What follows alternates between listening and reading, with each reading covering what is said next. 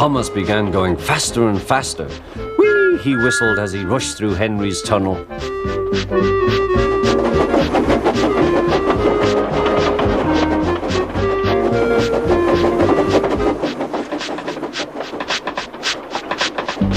Hurry, hurry, called Thomas. He was feeling very proud of himself, but the trucks grew crosser and crosser.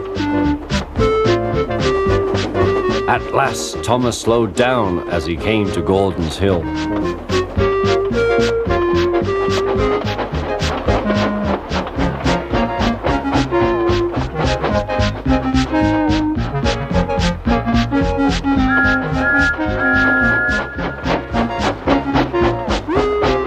Steady now, steady, warned the driver as they reached the top.